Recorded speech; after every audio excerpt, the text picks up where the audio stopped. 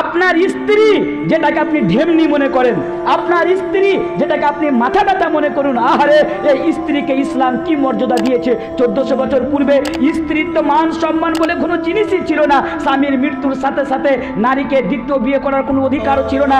এমন ইতিহাস পাওয়া যায় আমাদের ভারতবর্ষের মাটিতে, এমন ইতিহাস রয়েছে আমাদের হিন্দু ভাইদের মধ্যে সতী সাবিত্রী। সেই ইতিহাসটা হলো কি, কে স্বামী মারা গেলে স্বামীর সাথে তার স্ত্রীকেও জ্বালিয়ে দাও, তাহলে সে সতী সাবিত্রী হয়ে গেল। নাউজুবিল্লাহি মিন যালিক। এরকম প্রথা আমাদের গায়ের মুসলিম ভাইদের মধ্যে রয়েছে। তবে ইসলাম আপনার স্ত্রীকে কি অধিকার দিচ্ছে, জাস্ট একটি হাদিস আমি আপনার সামনে তুলে ধরবো। হযরতে মুআবিয়া আল কুশাইরি রাদিয়াল্লাহু তাআলা আনহু বলছেন, আল্লাহ রাসূলকে জিজ্ঞাসা করা হলো, আল্লাহ রাসূল, স্ত্রীদের আমাদের উপর কি অধিকার রয়েছে, মানে স্বামীর উপর স্ত্রীদের কি অধিকার রয়েছে?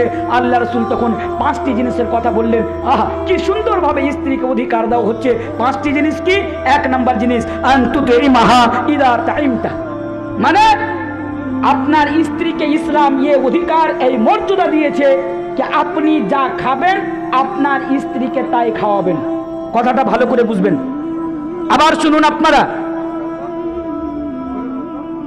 আবার শুনুন,